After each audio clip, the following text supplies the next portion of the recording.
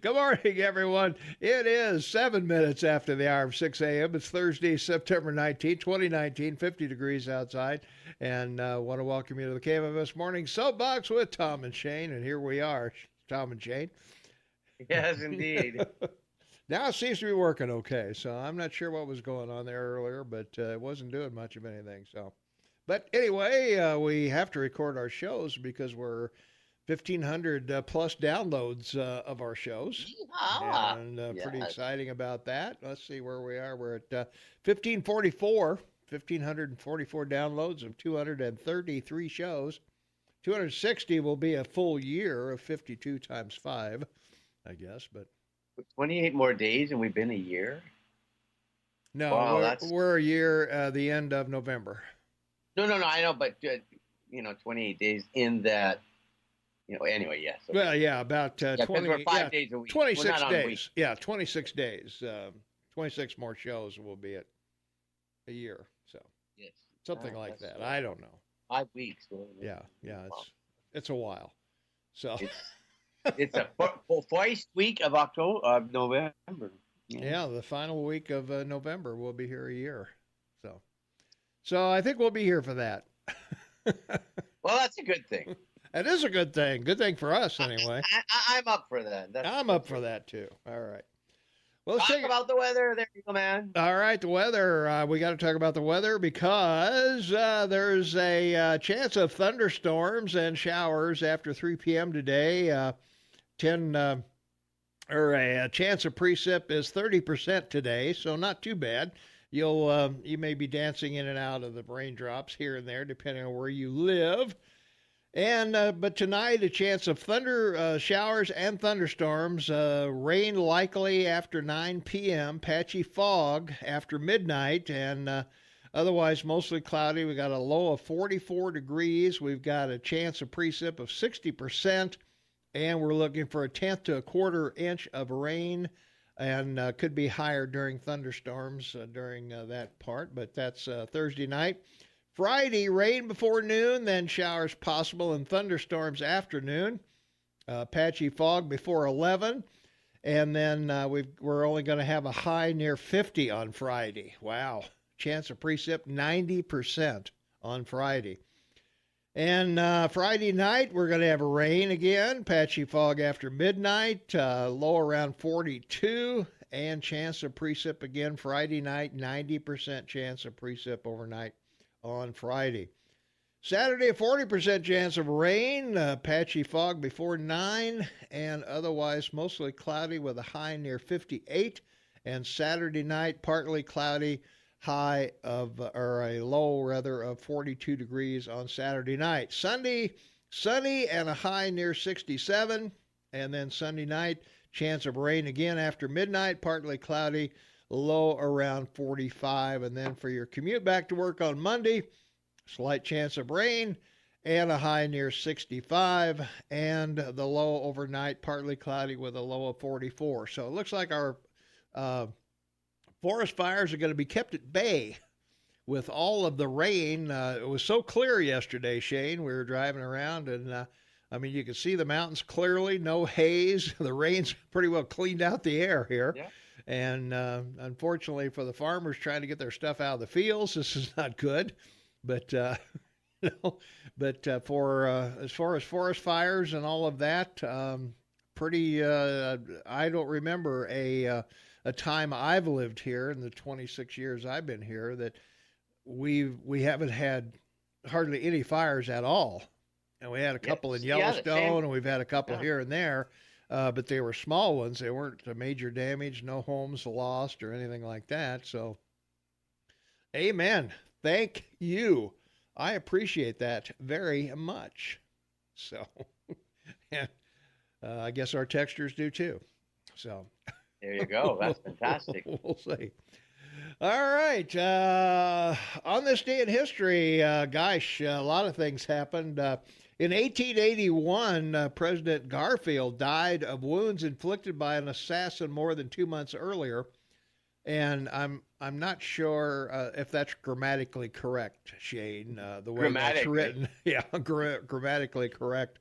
It makes it sound like Garfield died 2 months before he was shot. So Yeah, that's right. Exactly. I think President Garfield died 2 months after he was wounds were inflicted by an assassin.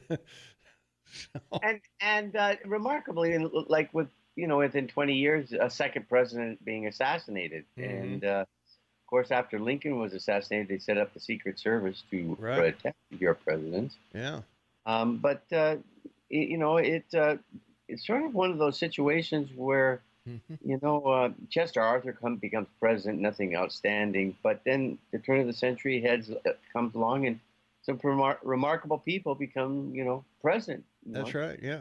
Taft, Roosevelt, Hmm and on and on. I mean, yeah. there've been some pretty remarkable presidents in the 20th century. Well, the 100 years between 1860 and 1960, every president who was elected in a 0 year was shot. Yeah, I know. Not amazing. So that's pretty interesting. That's pretty good. Yeah. Let's see. Boy, text line's lighting up already. Do not hire Chris Griffin. I don't think we're going to rehire Chris. His snarkiness was the reason I would change stations. The only way he would be the smartest guy in the room if he was stuffed in a closet.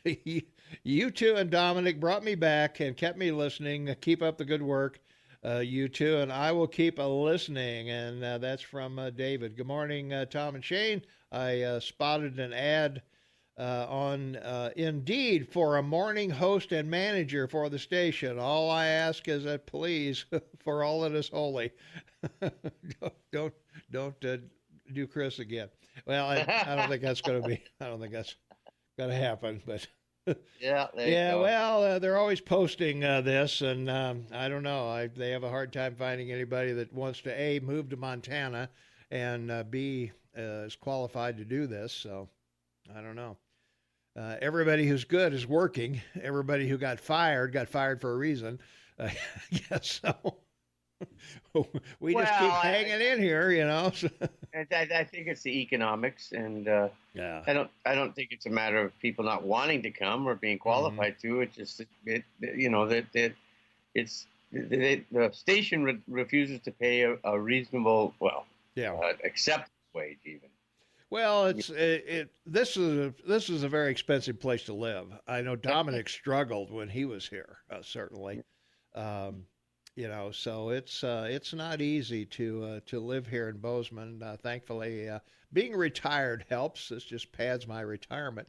So That's a good thing, and I'm it keeps happy. you busy. I'm happy to add a year of KMMS money to my retirement fund. Why not, huh? Well, I don't know. I think it keeps you busy, and it gives you something to do that's fascinating, and Yeah. it's a great hmm opportunity for you to continue working at something you enjoy doing. I don't think it's Yeah. just the money. I mean, maybe No, I'm not here. I think I'm not here for the money, but I'm not getting up in the middle of the night for nothing. I got you. So there you are. All right, let's see. Continuing on, Bruno Hauptmann on this date was arrested in New York and charged with the kidnap murder of the Lindbergh baby, and many people think he was a scapegoat for That's the huge. Yeah. a ransom demand gone bad, and yeah, they Well, when you look at the pictures and the ladder and the height at which you had to go to supposedly take this child, yeah. I don't see one person lifting what was it looked like a 40-foot ladder, right? Yeah, yeah, I don't know. It's Anyway, yeah, yeah, he got it, and they put him away. I yeah, think they put him to the chair, right? Yeah, in yeah, 36. yeah. I'm pretty Yeah, sure they killed him. Yeah, yeah, and yeah, you can see excerpts of his trial on YouTube if you want to go over and look at it. That he maintained his innocence to the very end and said, "Yeah, I didn't do it." yeah, that's So right. yeah, so. Let's see. In 1957, the United States conducted its first underground nuclear test in the Nevada desert. We won't spray radiation of the air. We'll just bury it in the ground. Why not? Well, and it became a necessity because of the triggering mechanism for the detonation of nuclear weapons. Mm-hmm. The reason they built so many was 90% of them probably would have just ended up dirty bombs and not really exploded. Right. They never perfected the triggering system. They got lucky with Fat Boy and Long Boy for Japan. Fat Man and Little Boy. Yeah. Fat Man and Little Boy. Thank you.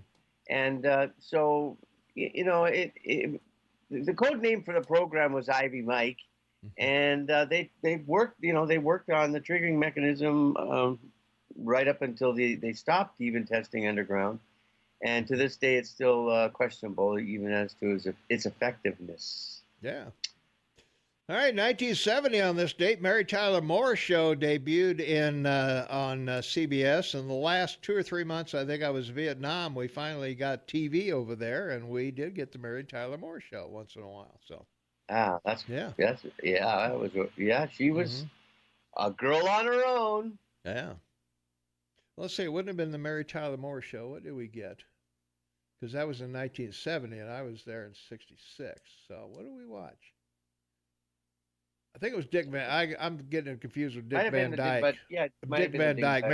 Mary Tyler Moore was on Dick Van Dyke. We got that over there, not in. Yeah. There you go. All right. I'll get it in a minute. No problem. Let's take a break because we got to take care of our farmers, ranchers, cowpokes, and whatever out there that are get you food, booze, and clothing. And we'll also hear from some other folks. So stay tuned. Here you go with the Montana News in Agriculture. 24 minutes after the hour. It's Thursday, September 19th, 2019. 48 degrees outside. That News in Ag sounded like it was a repeat. At least some of it was. I don't know.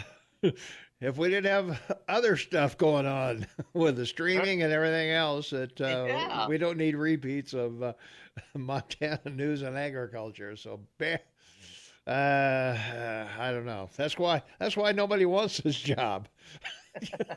It doesn't work. I forgot to give temperatures around the area when we were giving the weather earlier. 48 degrees in Livingston right now. Manhattan's 50 degrees. And Gallatin Gateway is 48. Ennis is 51. Big Sky, 42. And at the airport in Belgrade, 47 degrees right now. We're right at 48 degrees here in our studios at downtown Bozeman. And we're, of course, talking about this day in history and other things that happened. 1995, New York Times and the Washington Post published the Unabomber's Manifesto. We need a manifesto, Shane. We need to write something, I don't know,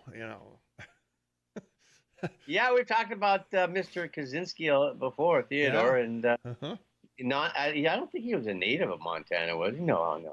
I don't know. Up around Lincoln, I believe, was where he was. Well, that's where they found him. Yeah, they found him in his little cabin out in the middle of nowhere. But I don't know.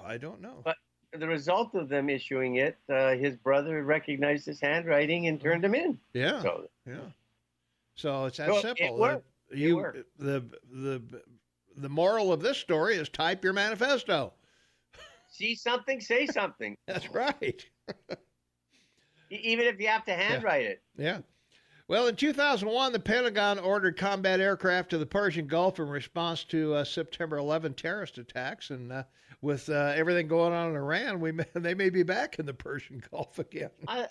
Look, this was an act of war between Iran and Saudi Arabia, not the U.S. Your president shouldn't go near this with, as they say, a 10-foot pole. Yeah. If Saudi Arabia wants to do something, go take out Krug Island. Yeah. Attack their installations, but wipe them out. Mm-hmm. And Iran's finished. They're back 1,000 years. They're gone. Gone. And this is not a major military action that would be difficult to do. We're talking about half a dozen F-16s and some Exocet missiles properly placed. Yeah. Be pretty easy to do there. The people of Iran would have enough of the mullahs by that time. Yeah. Well, the other thing, I haven't heard any loss of life in this bombing of the refineries. There had to be people Oh, around there, I would think. yeah, they were. Yeah, but they what they specifically attacked were natural gas, Yeah. Hmm. and oil storage facilities is what Yeah. they actually attacked. Because the refinery itself, though, will be back up and running by the end of October, and Yeah, that's what they're saying. and they So. have plenty of reserves that they hold out in Hmm. the desert. They Yeah, they have. said it wouldn't be a problem and that's why oil prices went down when they assured everybody that we'll be back online in a couple of weeks and whatever. But I mean, even hitting storage facilities, there's got to be some people around there that regulate things and do whatever. So, and I think that's why Trump didn't retaliate when they shot down one of our drones because there was no loss of life. So a retaliation That's that correct. would have Yeah. caused loss of life would not have been a equal response. So. But this Hmm. it's an attack on the global economy and to turn everyone against the U.S. and the sanctions. Hmm. The two biggest people, of course, it affects is India and China, Right. Yeah. which is interesting. That that's a nice phone call to have with Trump and Xi. Yeah. Right. Well, in 2002, President George Bush asked Congress for authority to use military force if necessary to disarm and overthrow Iraqi leader Saddam Hussein if he did not abandon weapons of mass destruction. And we all know what happened with that. So we've got to go, and we're at the bottom of the hour. We'll be back with some local stuff right after the news at the top of the hour. Don't forget, at 7:30, we're going to give away some football tickets online. So stay tuned for that. That'll be coming up here in about an hour or so. And we have plenty of people that checked in on App Chat with the keyword that we gave yesterday. That closed at 10 o'clock last night. So we'll have a App Chat winner, and we'll also have an on-air winner. So we'll be right back right after this. Stay tuned. We are back. It is 24 minutes before the top of the hour. It's Thursday, September 19th, 2019, 49 degrees. Looking for a high of 62 today, Shane. Wow, ouch. Cold. We're going to go give away 2 tickets during the 7 o'clock hour to the Bobcat game this Saturday against Norfolk State, wherever the heck that is. Who cares? We don't know. They're going to go home beaten like a, I don't know, common pygmy, I guess. And well, that's from Airplane, the movie. I know that. Yeah. And they are, as you heard Dave Wooten say, wherever you're sitting, where blue or gold, they're going to have alternating sections. Good. One section in blue, one section in gold. And on these tickets, you're going to wear gold, your gold shirt. So if you don't have a gold shirt, you'll need to pick one up or wear something yellow or whatever in that section that you're going to be in, and the winners. And you can, the App Chat winner and the winner this morning on air will be sitting together, so you can talk about how great the KMMS Morning Soapbox is and how wonderful it was you won tickets from us. So, Well, in other words, you want them to market while they're there for us. That's a good idea. I think that's fair enough. Okay. Well, one thing we got to talk about, Shane, before we get to local news from our text line 478-8298. Oh my God, Shane, you Canadians must impeach Trudeau. What a racist wearing brown face 18 years ago. Hey ho, Trudeau has got to go. The USA's problems have migrated north. That's from Not Your Sister Tam. Right. Well, first of all, we don't have the history of slavery as an issue in our country. That's true, you don't. Yeah. Because we never had slavery. Second of all, when it broke, he did an interview on his airplane. Yeah. He's doing a campaign, and he admitted to it, and also admitted he'd done it before in high school. Right. He's up for election next month. Yeah, this October 21st. Yeah, and so he admitted to it, and he said that at the time he didn't realize it might be racist. He didn't think about it in that term. Well, he was doing a Middle Eastern person. I mean, Aladdin. He was Yeah. he was dressed up as Aladdin. Culture Yeah, so. appropriation, right? You can't That's do that. these are all your stuff. This is I all you. tell you, man, it's nuts. Anyway, there's no outrage. I don't like Trudeau at all, but I believe this is not anything he needs to apologize for or whatever. But anyway, Well, he apologized for it, and there's no yeah, outrage. I know. Canada's Yeah. not Yeah, going to affect. I don't think it's going to affect the election at all. But anyway, let's go to the phones. 522 Talk is the number. Caller, you are on the Morning Soapbox with Tom and Shane. What's up? Well, here's another thing to clear the air on the international segment. Now, with this wild sense that the Americans have of winning,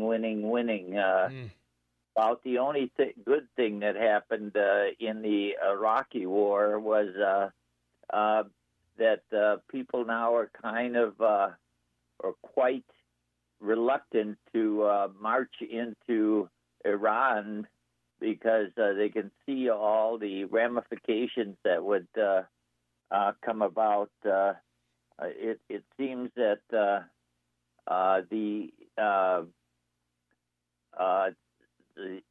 shambles that we can release with the American taxpayers, the American war machine, have some drastic consequences. Like in Libya, now we didn't have any boots on the ground, but we paid for a lot of bombs dropping, and now we've got two mean competing governments at each other's throats.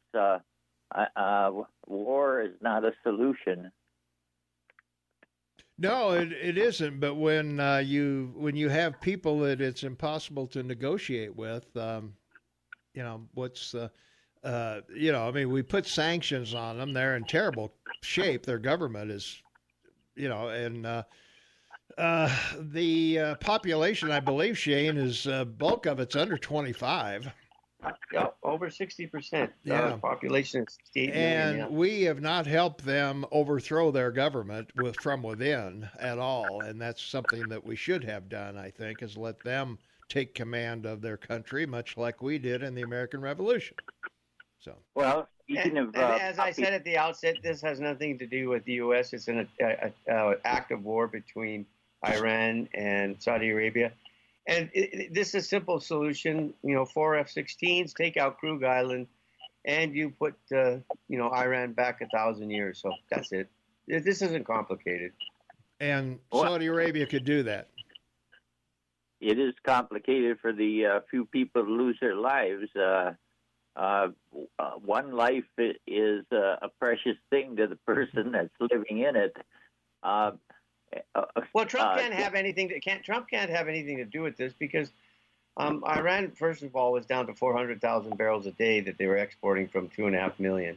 And the other situation that they have is that their biggest buyers are India and China. So Trump doesn't want to have anything to do with this. If Saudi Arabia wants to take some kind of action because they attacked them, it's up to Saudi Arabia to decide what to do, not the U.S. Yeah, I would agree.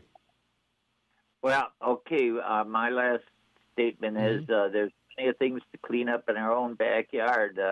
For instance, on the reses, speaking of lifespans, the men particularly have lifespans almost equal to the lifespans of countries in Africa.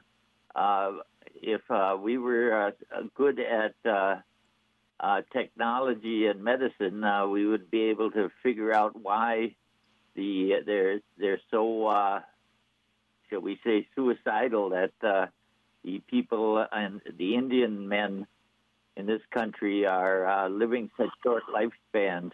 No, it's because of our diet. We eat crap. It's simple. It's very simple. We don't take care of ourselves. We don't exercise. We eat crap, and that's the main reason. And the other reason, and the stress. Men that's true. Tend to be the breadwinners in the home and tend to be the ones that work. Mm-hmm. And most men do all the heavy work. They do all the construction and building and they principally do the work of securing the country, and of course they defend your country as well in the military. So, the fact is that men occupy a higher degree in the workforce than women do. Not that that's wrong. It's just that that's what happens.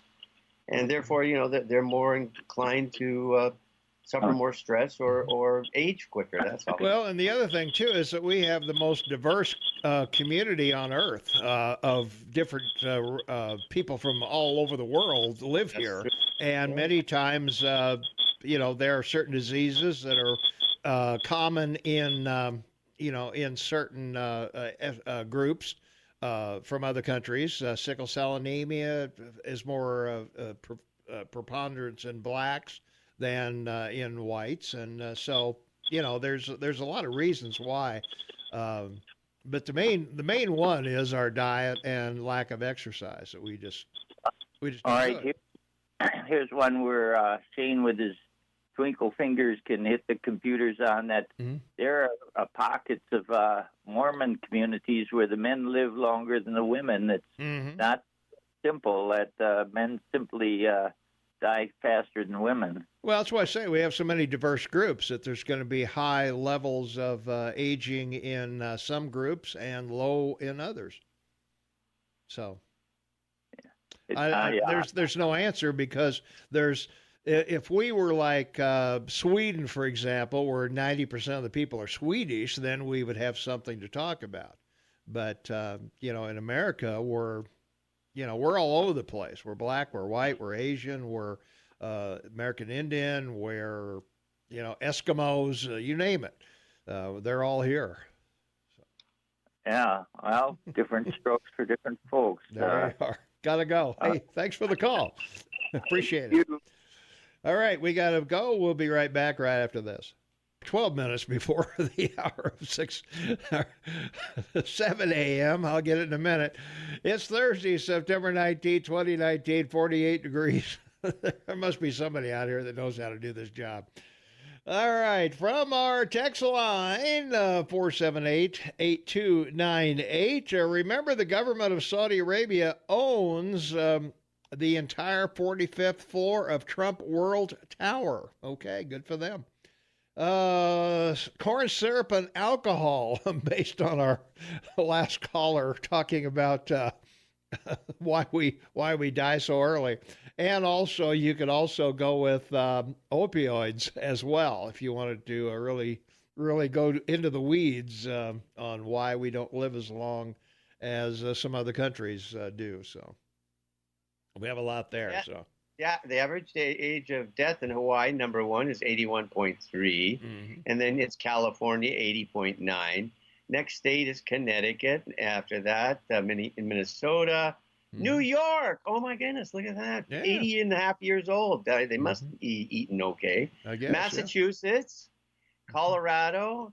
Number 8 is in New Jersey. And number 9 is Washington State. So there you go. There's a cross-section of who lives the longest in what state in your country? All right. Thank you, Shane, for that.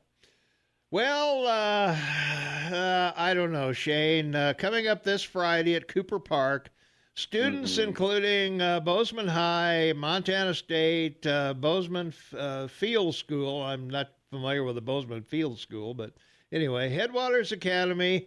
They're going to do a climate change strike in that we've got to do something about climate change because it's threatening. I don't know why they want to hire anybody to replace me because we've only got 12 years, 11 now, I guess, to live. So they're gonna go on this strike and stop breathing because in 12 years they're going to be dead anyway, right? Well, yeah. I mean, there's no. You can. What are you going to do? You gonna extend it to 13 years or what? Yeah, right. if you go out and do this.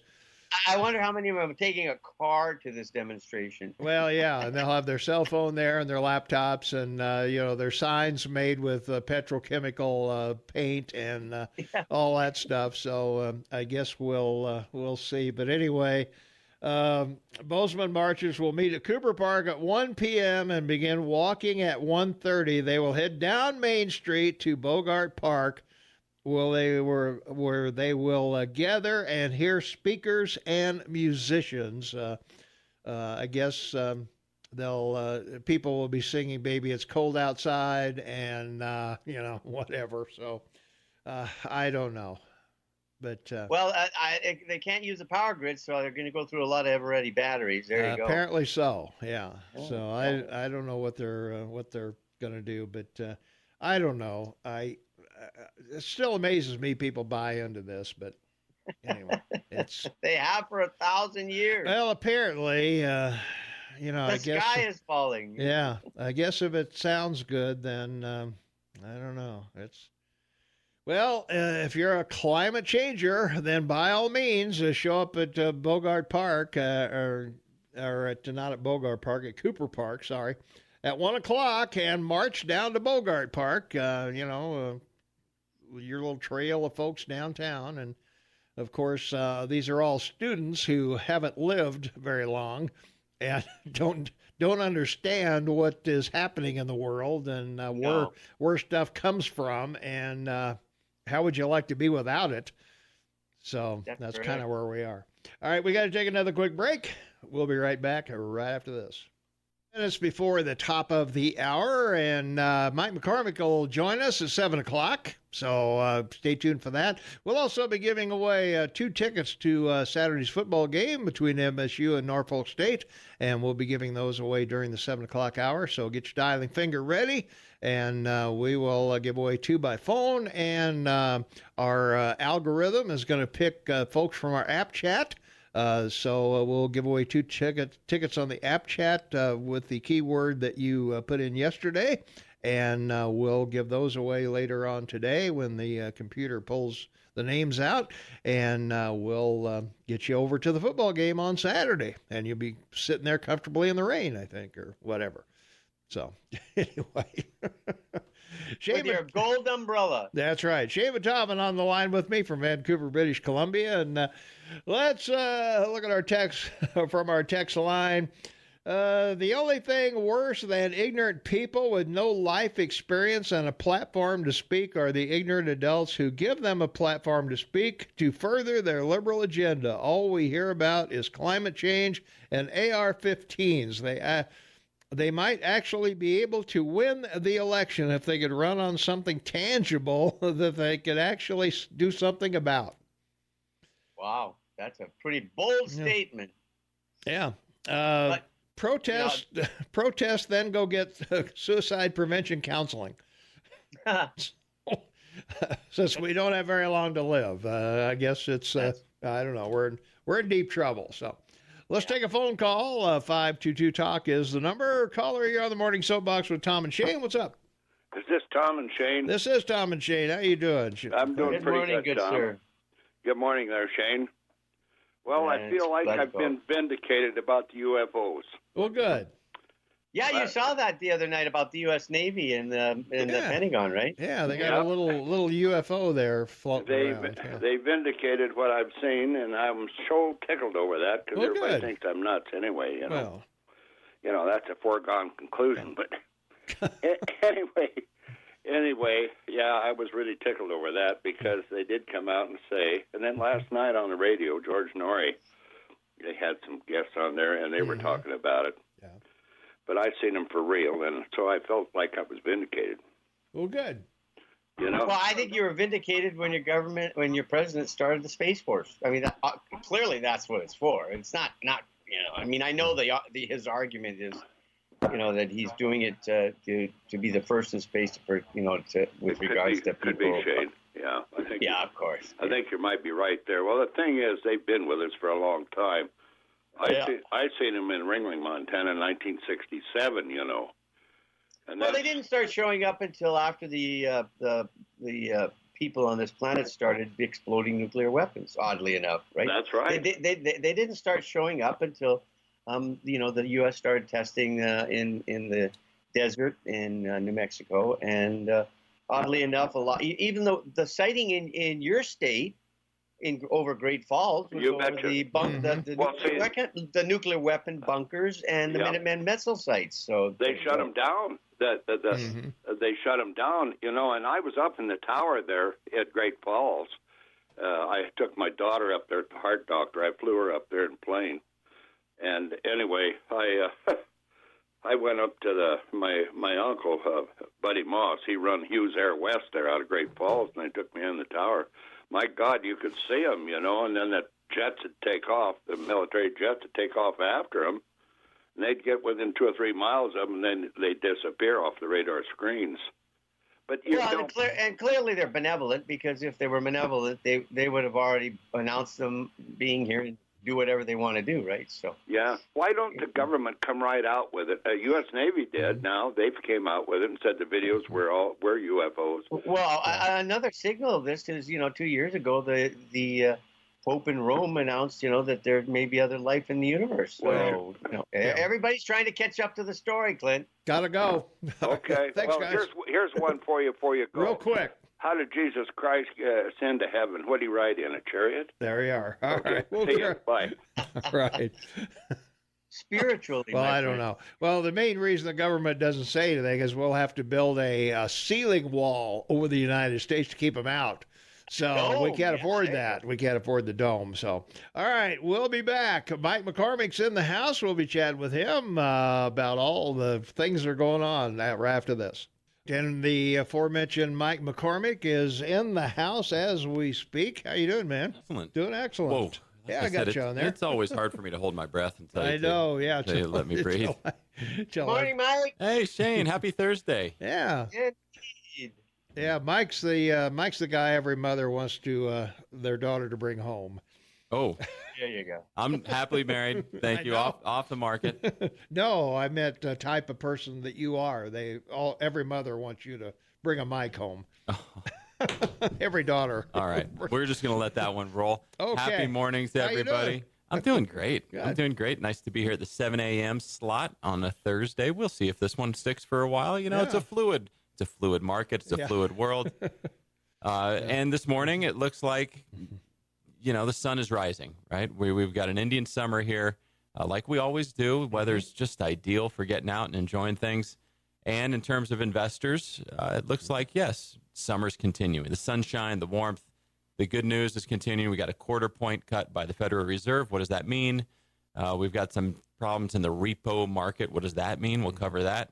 We were just talking about FedEx having some disappointing earnings related to the Chinese trade situation. There's a lot of news to cover. And, of course, we always try and relate this to the local economy here, what we see going on with buildings going up, stores closing, and developments going on, and housing prices being very resilient might be the appropriate term for that, right? Yeah. Well, the big question, I guess, is did the feds really need to do this? We've got a pretty healthy market going now. We're at 27,000, up from 21 when Trump was elected, and I don't really see the need for it, and it certainly hasn't affected the markets any. They're up 36 points. Well, we expected it. And in the markets, in really any investing, it's all about future expectations. Mm-hmm. You're buying something now expecting or really hoping that you'll be able to sell it in the future for more. Yeah. Or the portion of profits that you're getting today will have the potential to increase. Mm-hmm. And so when you're looking at what's happening in the future, it was known that the Fed was going to make another cut today in terms of as much as we can know, I guess. Everybody was pretty sure they were. And then we also knew that they would come out with some sort of posturing. We would read the tea leaves on these guys because we're so interested in what they're going to do next. Mm-hmm. That their posturing said, hey, don't get used to this. We can't do this forever. And by the way, the economy is actually really, really good. And a few of the people that are on our committee think that we shouldn't be doing this. Mm-hmm. The news flows tried to make a big deal about the split decision, and more people are hawkish than before. But there's still, everybody's pretty much walking in lockstep saying, because of global growth slowing and because of trade concerns, they figure, and most importantly, inflation hasn't shown up. So the risk is usually if they lower rates, they're going to risk putting too much money in the system. They're going to create inflation, and they won't be able to hold on to the economy at that point, and they'll be behind the curve. And that's really been the story. I mean, if you look at the history of the Fed, we're behind the curve all the time. And right now, maybe we're doing it right. Not sure. At some point, Jerome Powell is going to counter what the markets want. The markets will always want a rate cut. We will always want more sugar or more ether on the flame. And so then there will be a pullback. And so the question that we're looking at today is are we seeing that his posturing, saying, maybe this is the last one? He didn't come out and say that. But again, the tea leaves. Is that going to spur, sell-off?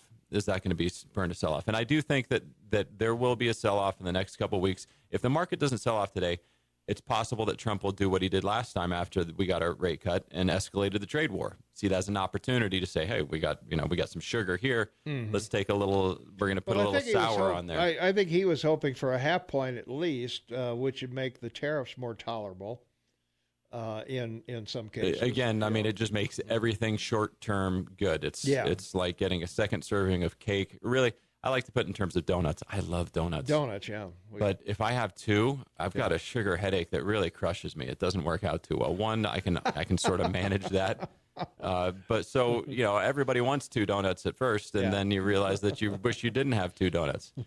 They weren't going to cut two quarter points or a half point. The economy is doing really quite well, and that's because of the consumer. And we've talked about this in the show, but individuals are really pretty flush with cash. And I apologize if you're a listener not feeling particularly flush, but this is the point in the cycle where people are actively paying down debt. People are actively boosting their emergency savings, or they're getting ahead on, finally making that retirement contributions. If you haven't been contributing to a retirement plan, you got to start doing that, especially if there's a match. A lot of people concerned that the stock market's really expensive right now also. And is that the right place to put your money? It is expensive. Everything's expensive, and that's because everybody has surplus money. It doesn't mean that it can't get more expensive, and that's sort of my view for our local real estate market. Is that we're to quote the great Spaceballs, we're at hyper speed, but we have yet to make it to ludicrous speed, right? Yeah, right. Let's see. From our text line, does the repatriation of money to the U.S. add to inflation? Well, we don't really have any inflation. Even the tariffs haven't caused a rise in inflation. Well, it's one of these sticky things, right? How do you measure inflation? How do you measure unemployment? How do you measure food? And it's not food, and it's not gas. So, yeah, it's not the stuff that we spend most of our money on. So they've got a different measure of it. Well, it's the inflation doesn't cover things that are world market, that are affected by world market. Right. They try to get out of the commodity game where there's other supply and demand issues at place. So yes, inflation is not a concern right now. It's not a concern, and it's interesting because in my career we've sort of said, well, the long-term rate of inflation when we do a retirement scenario, let's say, would sort of conservatively say 3%. Conservative meaning you're going to make it high.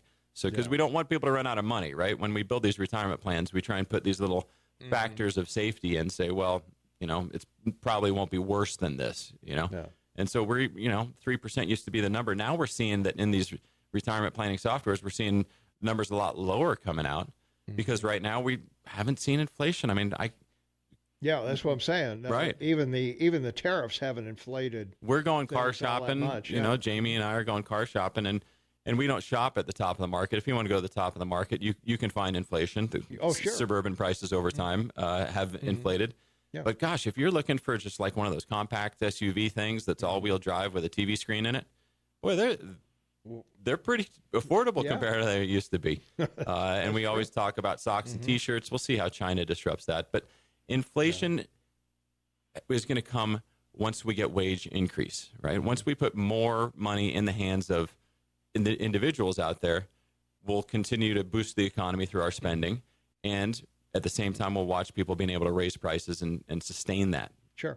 And I think a lot of these companies are eating much of the tariff, and there are more money in people's pockets. Obviously, the spending is up. Well, and they will in turn need to raise their prices. Salaries. So is salaries. Right. I mean, salaries are up too. So. And so in some ways, I look at it as sort of a zero-sum game, right? If there's more money going around, everybody's going to still maintain the same level of wealth, except for there's a lag. And so what's fun is when you're in front of that lag, when you're one of the people that's growing your income and the rest of the inflationary pressures haven't happened yet. The Joneses aren't keeping up with you. In terms of the text question about repatriation of money, I don't think I can give a good answer to that one. That shouldn't impact the cost of goods and services. Having more money supply show up could affect that, but that's really, big picture, much more affected by these federal funds moves. Yeah. Are tariffs hurting Americans and farmers? Should we avoid investing in companies that pay tariffs? Well, good questions this morning. Everybody's on it. Yeah. Well, farmers are getting a subsidy, so I would guess that we could bring in a collection of farmers, and probably it's unfortunately the same deal where the small mom and pop farmers don't have the right outfit for the subsidy, so they're getting hurt, and the big ones have never made so much money for doing nothing. The cynical me version of that, right? Right. In terms of tariffs hurting people, I haven't been hurt by a tariff. I can get my organic eggs. I can get my socks from Vietnam. I haven't been hurt by tariffs. If you have out there, I think, let's let the community in on this one and see where it is. If you own a company that's in manufacturing and requires specialized parts or specialized materials, you're probably impacted. If you're in the global transport business, you might benefit from these sorts of things. So I net, yes, tariffs are a lose-lose. Every time that we've seen it, that's what the data shows. But there are winners, and being nimble and being able to accommodate that and see the changes might create new innovation. Yeah. Okay. Shane, any thoughts? No, Mike's got it covered. He's doing just fine. Okay, well, there you are. So. Oh, geez. Why are you here, Shane? We had it, I sometimes wonder. No. In my newsletter, and I can't remember the numbers, but I think it was something like we've seen trade change with China by about 13, must be billion, in the recent numbers. And then we've seen offsetting trade increases with neighboring countries like Vietnam, Cambodia, Malaysia, Philippines, and so on, that have been about 2/3 to half of that, meaning that the trade that's being lost in China is being picked up in other areas. That's sort of the silver lining. And if you listen to me, I'm a glass half full kind of guy. I'm always going to find the silver lining. Right, yeah. It's just a happier way to live. Yeah. But we are seeing net downturns in that sort of trade. So again, if you're, you got an anecdotal story about somebody, especially in the farming world, it would be nice to hear what's happening there, because we don't want good Americans to suffer for this. We don't want business owners to suffer for this, and it's hard enough to run your own business these days, much less having government come in and tell you that, hey, you got to take a haircut. We're going to take a tax. Is really what this is. The tariff is a tax, and where does it go? Well, it goes in the government. So maybe that's it's not what I would choose. All right. We got to take a break. We'll be right back with more with Mike McCormick, McCormick Financial Advisors. Let's talk mortgages when we come back. Right after this. 20 minutes after the hour of 7 a.m. is Thursday, September 19, 2019. Mike McCormick in the house, Shaman Taubman on the line, Tommy Galoff, your morning mayor in the house, and we're talking about, mortgages, something on mortgages. Well, I did want to talk about mortgages. Well, we did have that. We had the text question, but I'll give mortgages a quick dose here. Okay. Short-term rates don't directly impact mortgages. This one's kind of tricky. The average person stays in their house and has a mortgage for 10 years or about. And so it ends up being the alternative to the 10-year loan, the safe alternative, which is the 10-year treasury, that benchmarks mortgages. And that 10-year treasury, as we talk about, is done in an auction where the government wants to raise money with its longer bonds.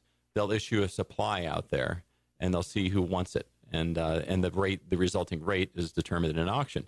Now, of course, the government can issue more or they can issue less, and this relates to the other, we can talk repo markets maybe after the next break. And so the price of the 10-year treasury goes up and down. Right now, it's extremely low. I don't know where we're today, 1.6 or something. And so mortgages add a risk premium on top of that. Mortgages have to be attractive for a loan, somebody that has money that wants to loan it out either to U.S. government at a risk-free rate or say, I'll loan it to somebody in a mortgage. There has to be sugar in there to incentivize them to do that, to take the risk. But there's also costs for managing that mortgage. There's real costs for people that are administering it. That's typically as much as 1% to service that. There's other costs that have to do with liquidity and the structure of capital markets. And so the gist is what I'm saying is that mortgages have a floor on how low they can go before people will say, we're not going to loan money to that because we'd rather just own treasuries and not take the risk. Yeah. And there's some speculation that I've had conversations with some of the local mortgage people. They're the experts on this, not me, that we might be at this low point. It might be that even if the 10-year Treasury goes lower somehow, and we've got inverted yield curves and we have negative rates overseas and so on, it might be that the pool of money that's willing to be loaned out for people owning homes in Bozeman demands that there's some sort of floor of a return in there, in which case you might want to go ahead and refinance now as opposed to wait. And I'm not going to say that I know which way it's going to go. No. But I was having a conversation with some clients the other day about, this is a tough game. This is a tough game when you're trying to lock in, right? And you're trying to game the rates and you're reading the news and you're getting involved in this because you want to get the best. This is a 30-year time commitment. Mm-hmm. You want to get the best rate you can. You want to feel good about it. At the end of the day, if it's the right thing to do, you just kind of plug your nose and just say, hey, this is the point forward decision. I've got the best information. We're going to let it go. I think that we're probably not going to see mortgage rates any lower than we are right now just because of those structural things I mentioned. But if you're seeing 2% on the 30 and 1.7, I think I saw this morning. Is it 1.7 on the 10? 10 or 1.8, whatever. Right. Aren't you in negative territory anyway because you got 2% inflation? Well, so and you got another point in taxes, probably. So and now you're getting to Now you're getting to the bond investor, right? Yeah. If you're going to invest in bonds today, you've got a lot of headwinds out there. Basically, you got to hope that things get worse so that your ownership of this paper gets better, and that's a weird way to invest. So it seems. I guess it makes sense when you've got bonds overseas negative. Right. That 1.7 looks pretty good. Right. And one thing that we forget about as individual investors, everybody does play the same game. The idea that there's bigwigs that are playing a different game with a different ledger, with different entry points for stocks is mostly not true. Mostly everybody's playing the same game that you see on the screen, and your 401k investments are the same as the big guys' investments. They just have more zeros. But when you're talking about, structural things with bonds, you are talking about bigwigs getting better deals. They package these things together, and the big banks get better deals than what we get. So as consumers, be careful. As everybody gets older, we put more bonds in your portfolio. So far, that's worked. These days, I'm telling people maybe carry a bit more in their cash money market CDs and calling that part of their bond allocation. Because why would you take the risk? Yeah. No, it makes sense. Is ADM getting bailout? Should I sell my ADM stock? Wow.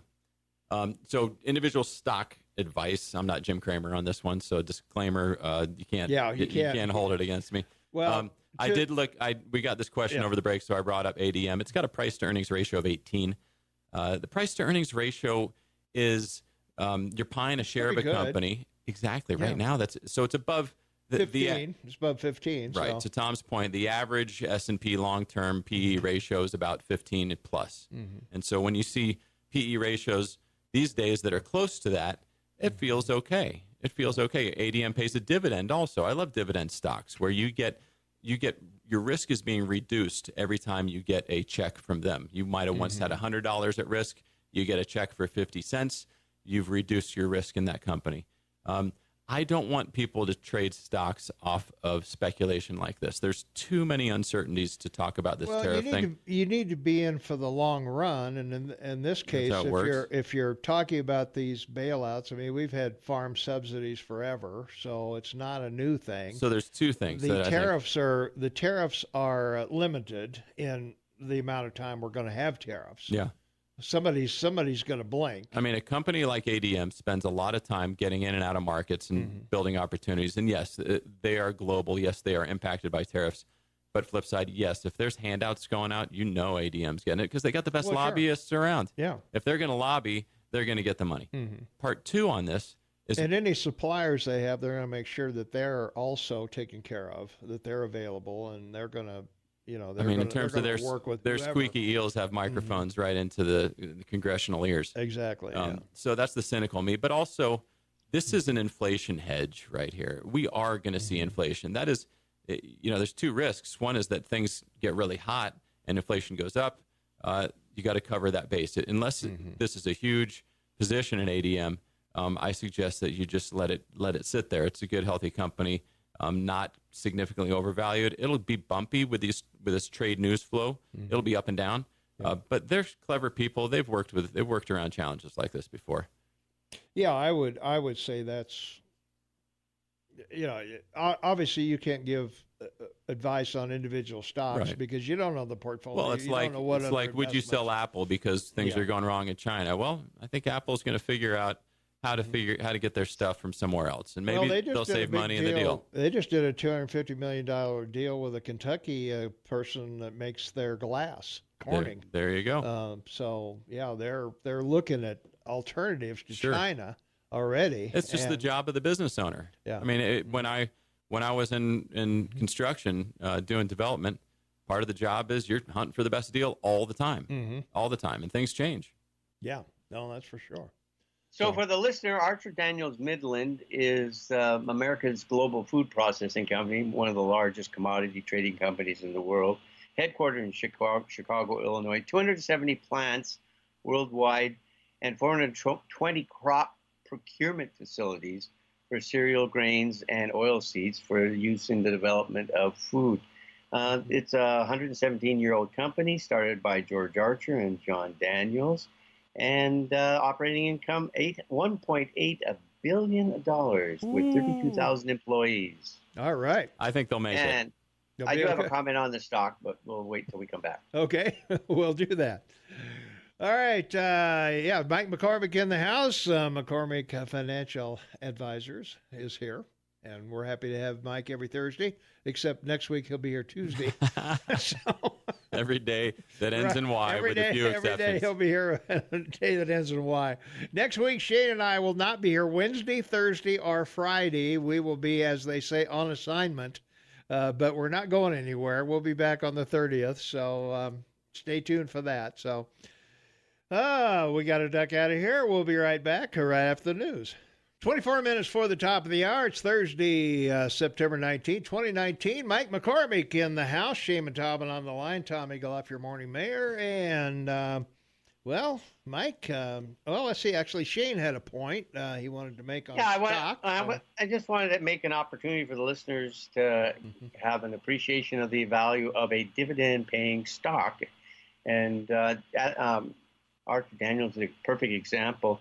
The dividend yield on it is 3.36. It's a high-yield stock, and that means that if you bought it today at its stock price of $41.67, you're getting 3.36% on that.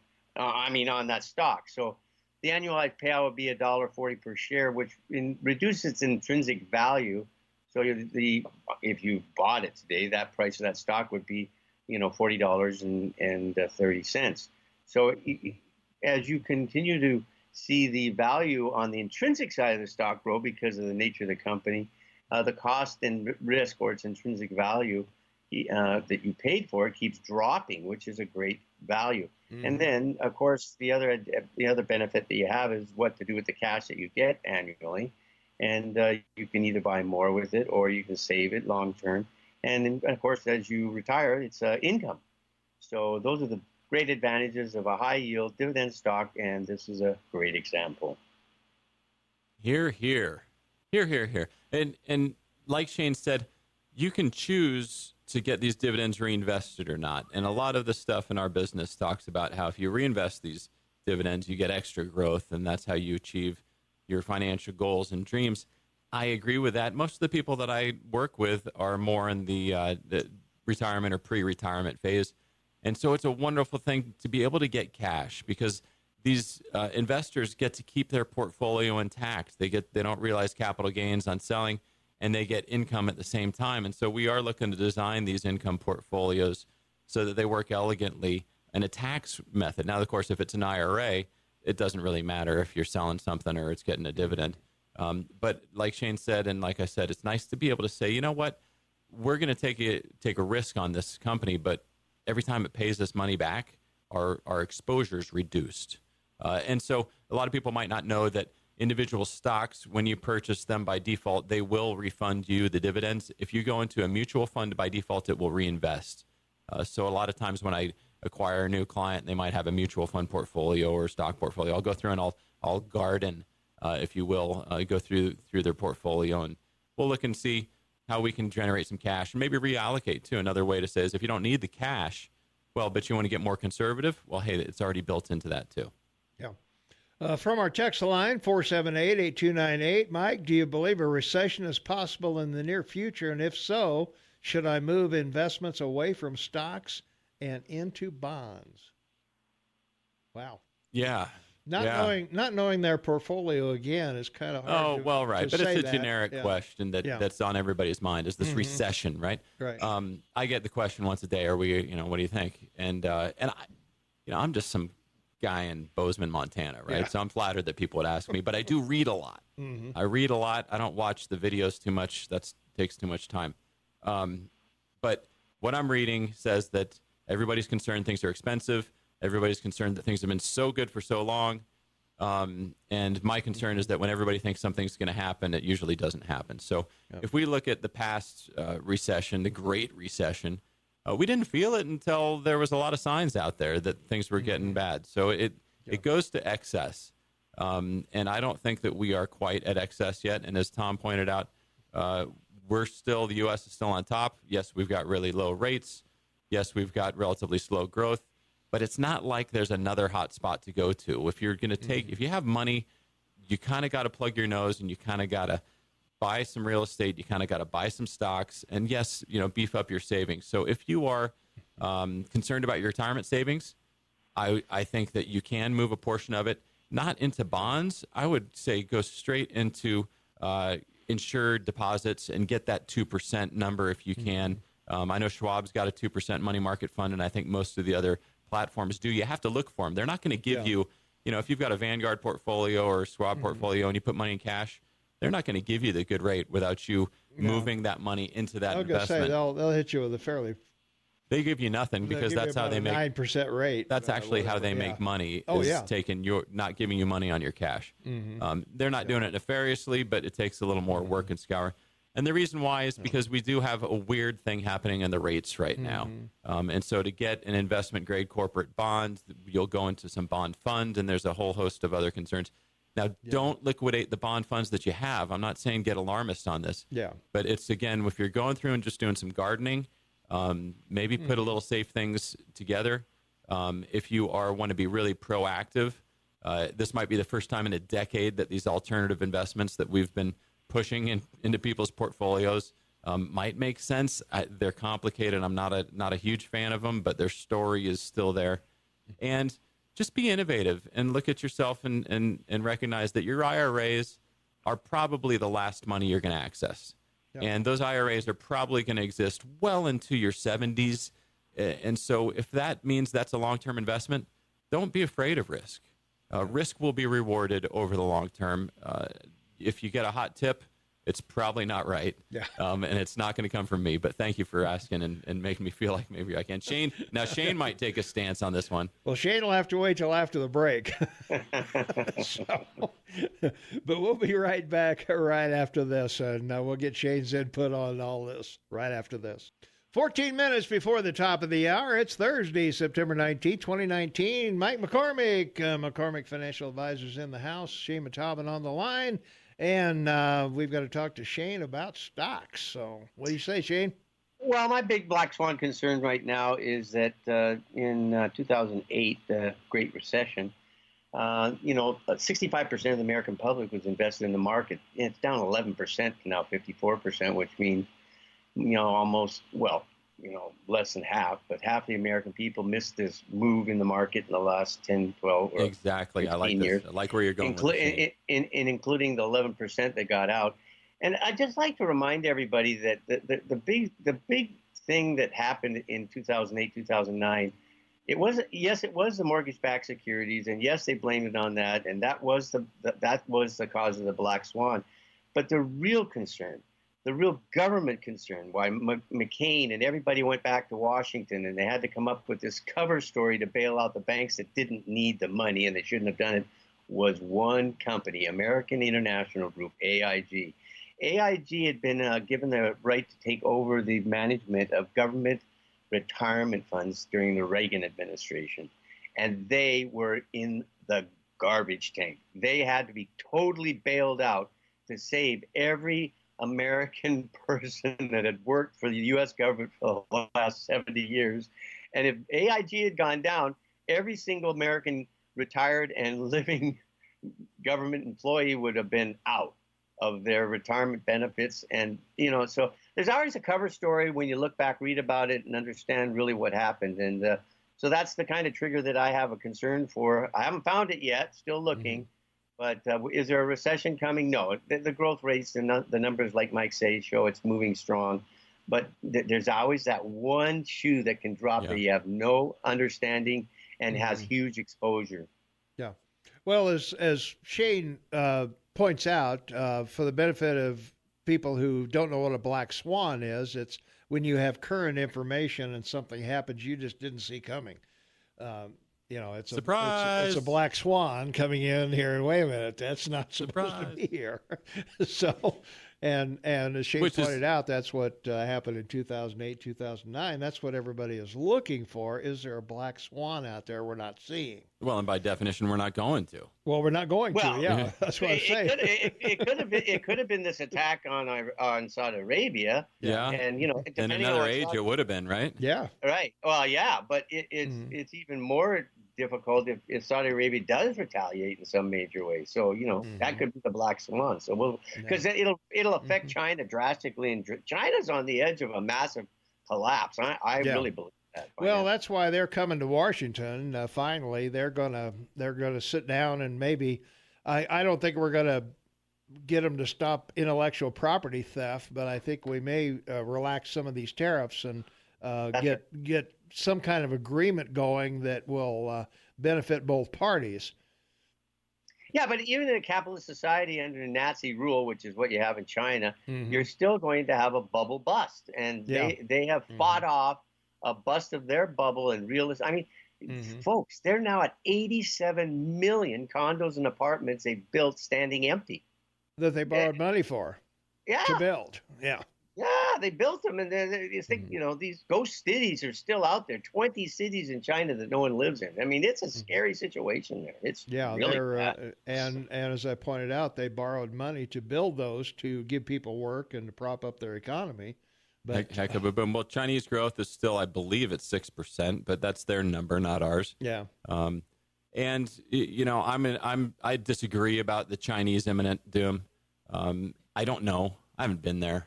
I'm just this guy in Montana. But if I was running a communist regime and I was in charge of everything, and I'd had a society of people that was used to being persecuted, used to being told what to do, I would just say, hey, there's no dessert today, and probably not tomorrow. And we're going to play hardball for 2 generations. And, everybody will be behind that because they're looking longer ball. We're looking to quarterly earnings. We're looking to, our IPA at the end of the day. They're looking to toasting their grandchildren's, rise as CEO. But, one of the things Shane said that I really enjoy that I want to backtrack to, which had to do with the average investor really hasn't gotten 10 years of growth out of this because, they either made a mistake and sold at the wrong time and didn't buy in. By nature, selling high and buying low is really, really hard to do. It's hard for everybody to do. It's much easier to sell low and buy high. Yeah. we know that when the stock reaches a certain point, we're getting out. Yeah, I mean, it just doesn't happen. We're leaving. But when you put on top of the fact that the participation in this rally has been skewed, it hasn't been enjoyed by a lot of people. You're not hearing the hot tips as you're getting your hair cut. That guy, you really got to get into these semiconductors. Hey, right. Have you gotten into these pot stocks? Plastics. Right. Oh my gosh, great one. When you start hearing that when you're getting your hair cut, then your spidey sense starts tingling, right? Then you're like, So we're not there yet. And the world's not ending, and everybody's got a job, and so hopefully everybody's net worth's improving, and really appreciate all the great questions this hour, too. All right. We got to take a quick break. We'll be right back with Mike McCormick right after this. 5 minutes for the top of the hour. It is Thursday, September 19th, 2019. Shaman Tobin on the line. Mike McCormick in the house. We got a question for Mike. Couple questions, actually. Question for Mike. I'm 20 years old and have a decent amount in my savings account, and I'm curious on what kind of an IRA or retirement account would you suggest for me to invest in? Cue the Roth IRA the Roth jingle. IRA. Yeah. Tom's got a little one of those pull strings on his neck that says Roth IRA, Roth IRA. This is your after tax. You pay taxes today. You don't ever pay taxes again. $6,000 annual contribution limit. After the money's been there for 5 years, you can withdraw the principal penalty free. And it earns the interest, and you're not tax laundered. We can't use that word, disclaimer, right? But you don't pay taxes on any of the growth or interest future again. And it's got other neat features like you can make a first-time home purchase out of it. All of those things about being able to get money out for different things I don't like to use because we're investing in long-term things. Somebody that's 20 years old, just starting to save, I would go with a target date fund. Depending on where you set it up, you can do this yourself, doing any of the, do-it-yourself things. You can walk down to one of your friendly brokerage offices, and they'd be happy to visit with you and put you in a diversified mutual fund portfolio. Yeah, I was going to say. And the other great thing about the Roth IRA is asset swap.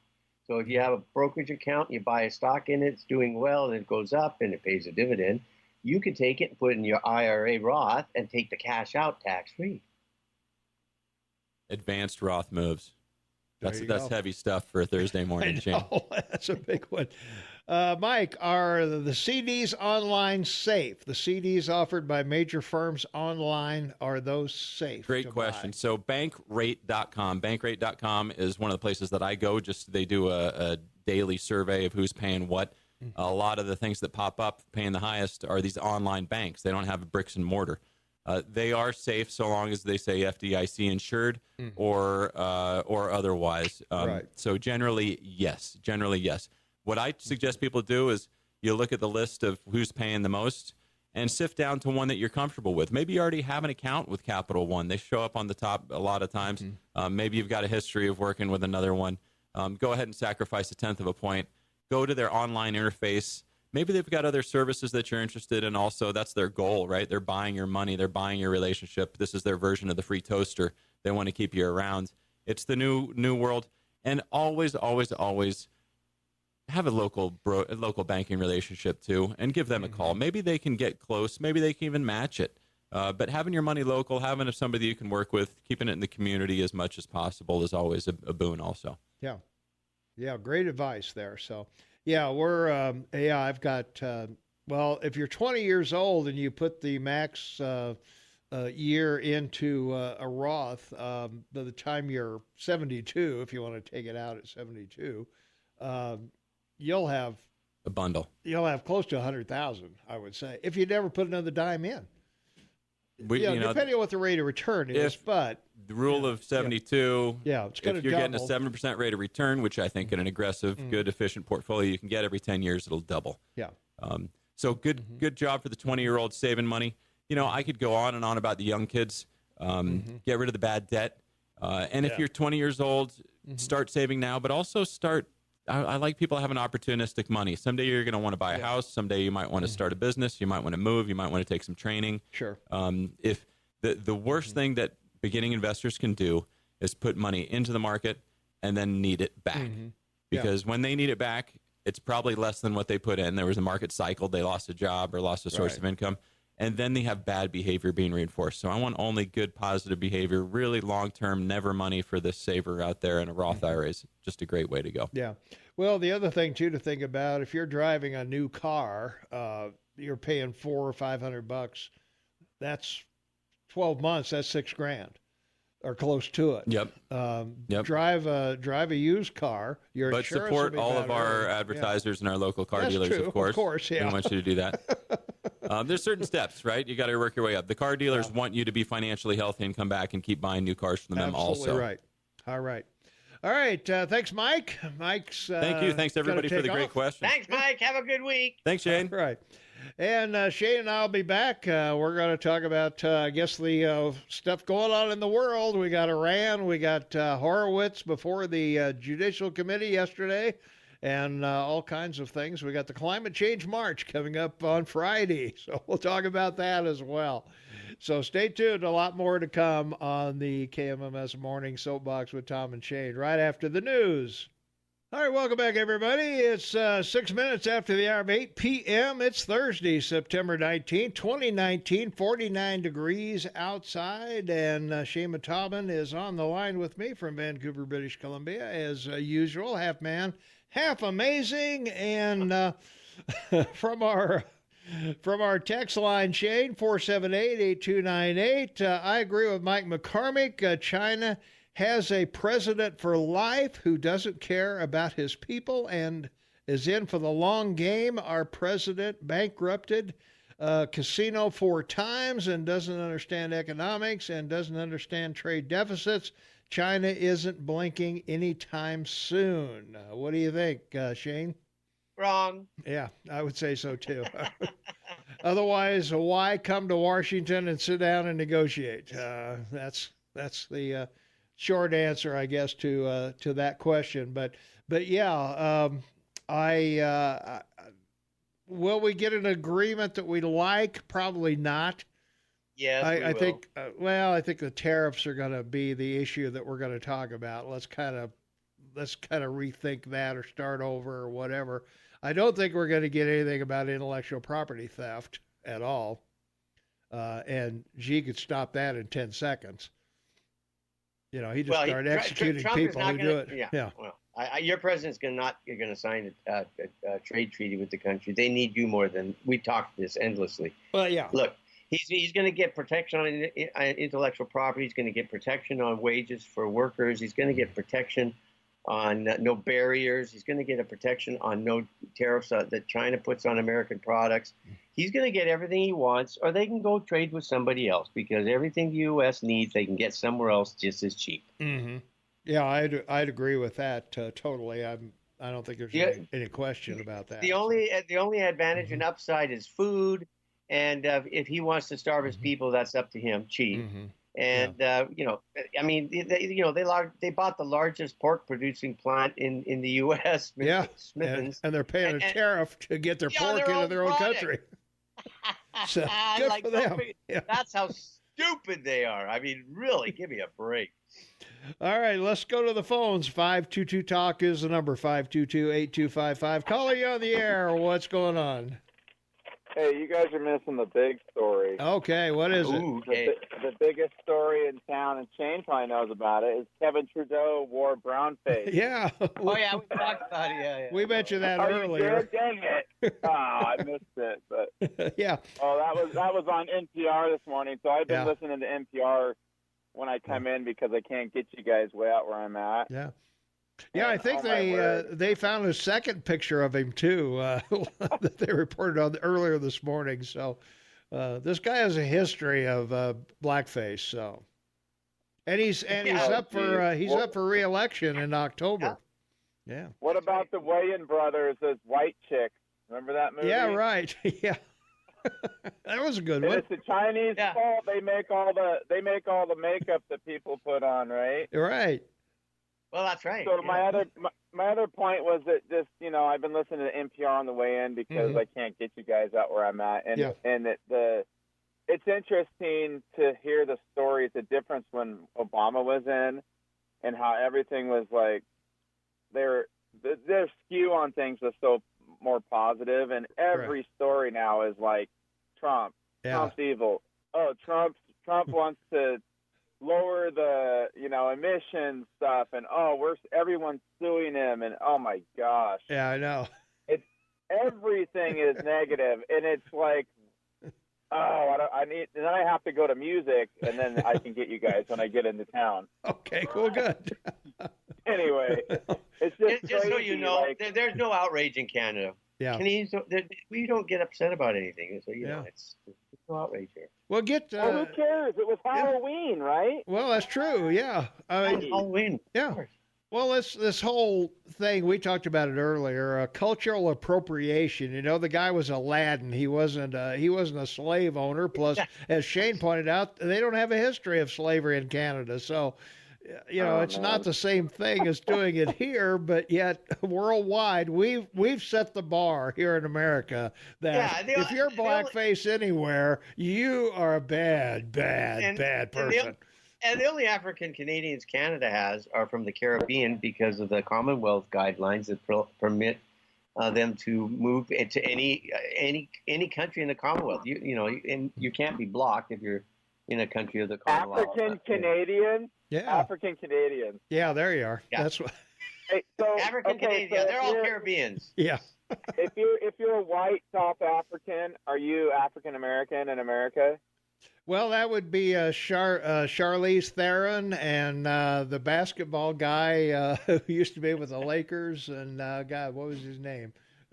Yeah, I think you're African American. Yeah, Charlize Theron is my favorite African American actress. Yeah, member of the Commonwealth. There's got to be a better term. There's got to be a better term than African American. How about just American? How about that term? That's a pretty good term. That's a pretty good term. Hey, wait, I like the newest one. I like the newest ones that the Demolition Party came up with. A woman of color. Mm. Well, yeah. Yeah. Yeah, so, women of color. What color are you exactly? Hyphenate everybody. Yeah. I had red face on the other day because I got sunburnt. Oh. Whoa. All right, you guys take care. You can't listen anymore. Yeah, that's very good. You're blocked. You're blocked from being red face. You're blocked. All right, take care. Thanks. All right, thanks for the call. All right, appreciate it. I had. Let's see.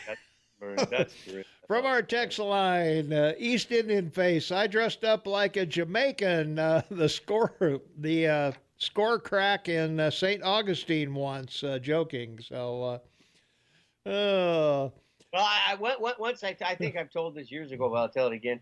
Once on Halloween back in the 80s, when the whole thing with the Catholic Church came up about priests, particularly in Boston, so I wore a monk's robe. Yeah.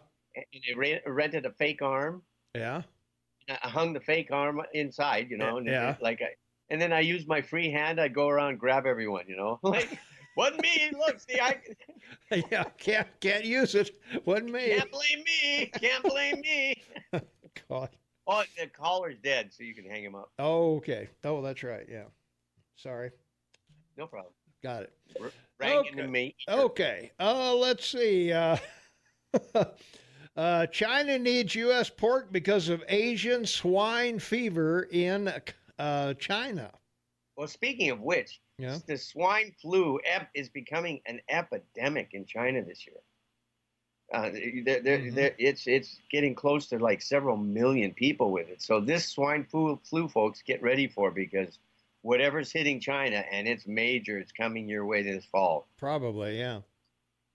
Let's see. If Trudeau has a photo in full drag, would Canadians be offended? No outrage. I was going to say, you can't even call people by the wrong pronoun, or you're thrown in jail. Yeah. Well, anyway, the LGBT would expect him to dress drag, in a parade, but he won't. Okay.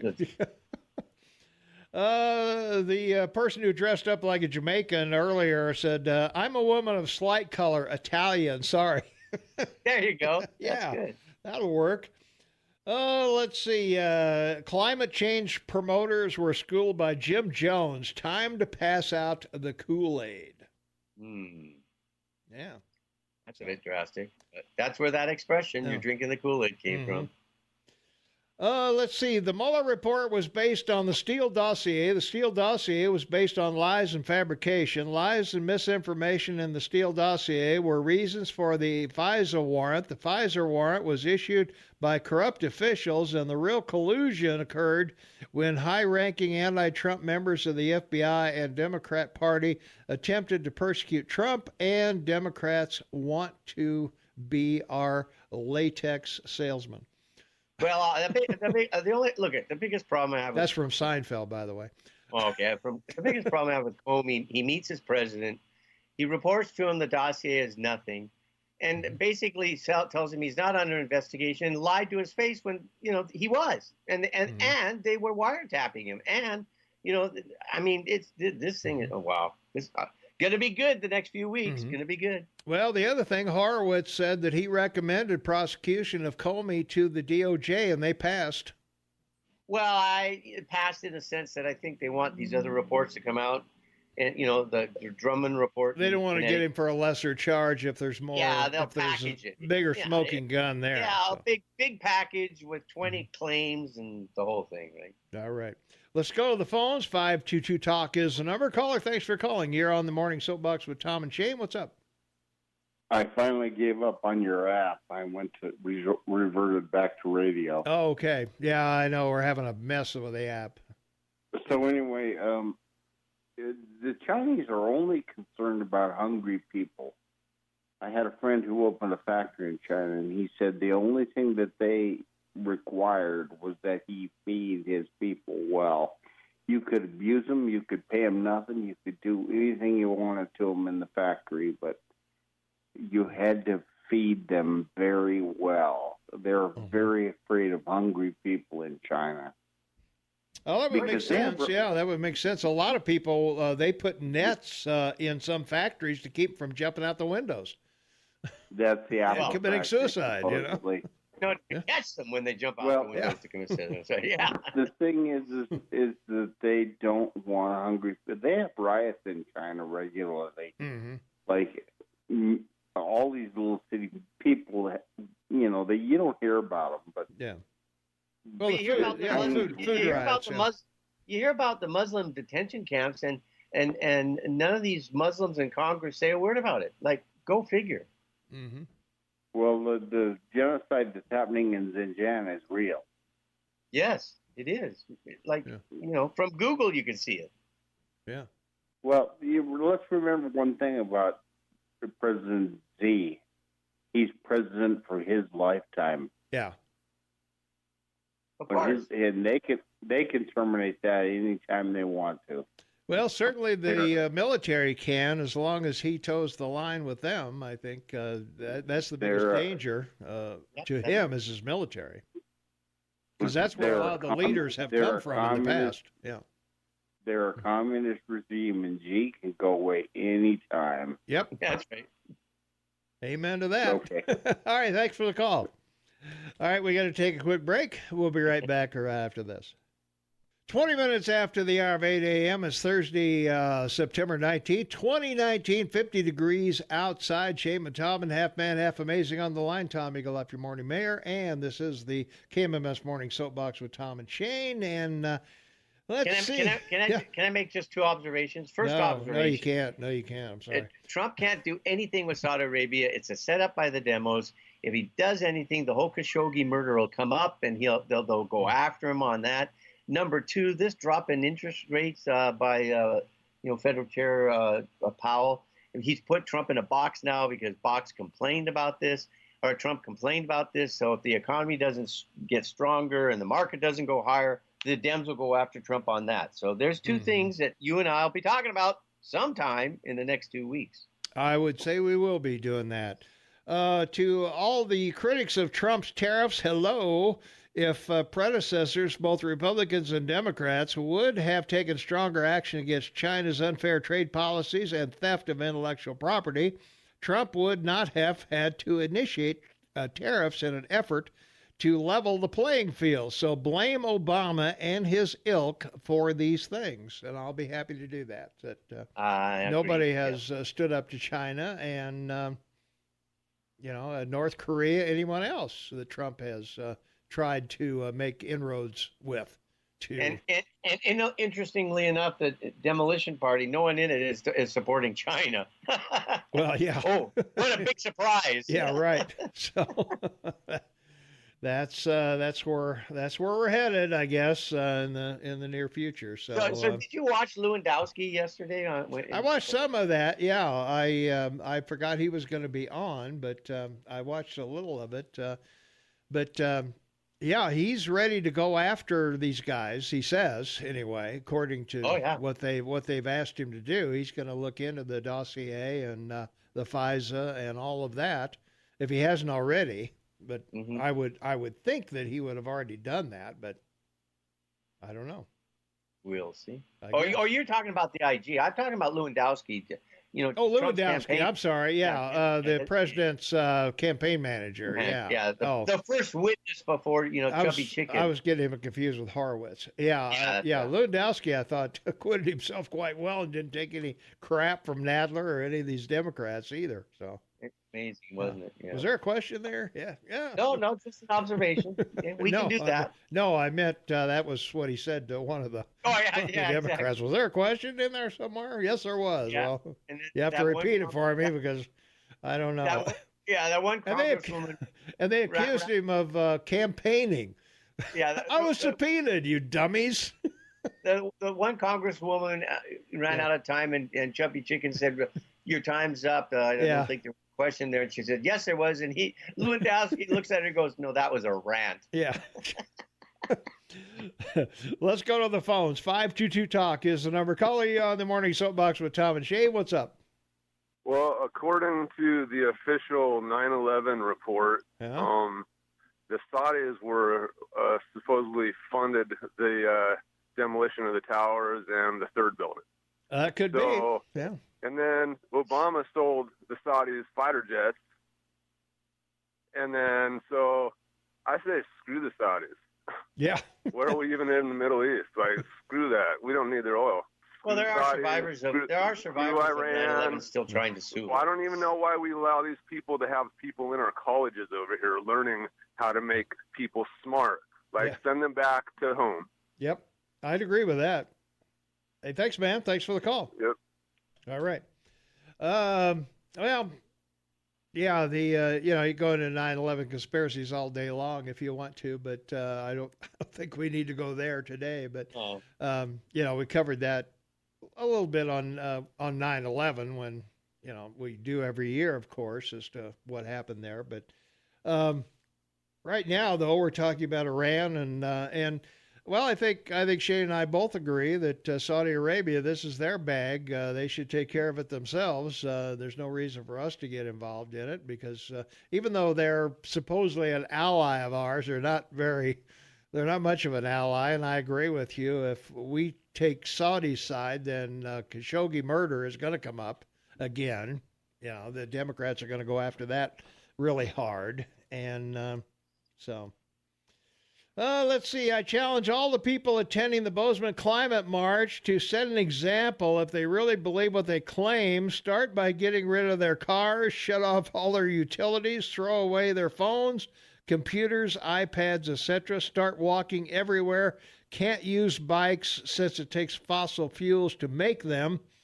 Demonstrate to all us infidels who don't believe in man-made climate change how much they're willing to sacrifice.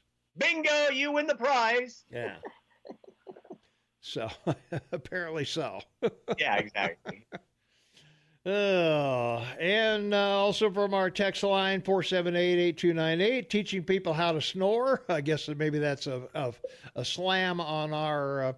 I'm going to drive to the climate march. All right. That'll work. That may be a slam on how boring we are today. So I don't know. Yeah. Oh, okay. Anyway, I don't know. Anyway, now you can see why Dominic blocked these people. No new thoughts. So, really? Not blocking anybody, but I know Dominic blocked a lot of people that he didn't agree with. So, but hey, all views are welcome here. We don't care. The more, the merrier. In fact, makes it a better program. Yeah. I'm not supposed to call AOC anymore. I'm supposed to call her Cortez. So, because AOC... Congresswoman Cortez. Yeah, okay. But anyway, I can't get enough of her. I wish she was on 24/7. She needs her own Sirius channel, her own XM channel. Let's take another call, and we got to take a break at the bottom of the hour. Caller, you are on the air. What's going on? Well, a little off the subject, but Bo Bergdahl ought to be real happy that he that Mr. Obama was president when he pulled his stuff, because one of the general orders in the Army is thou shalt not desert the post. Amen. Yeah, that's number 5, I think, if I remember right. Yes, and I was astounded when the media never called him on that, and he paraded Bergdahl like he was a damn hero. Yeah, five giveaways for one. Yeah, 5 giveaways for one, and then the guy turns out to be a traitor. Yeah, that's all I got to say. What a president, huh? Yeah, I know. Yeah, we're so fortunate to have had him. Good. Keep up the good work, guys. All right. Hey, thanks a lot. Appreciate it. Have a all good right. day. Yeah. Let's see.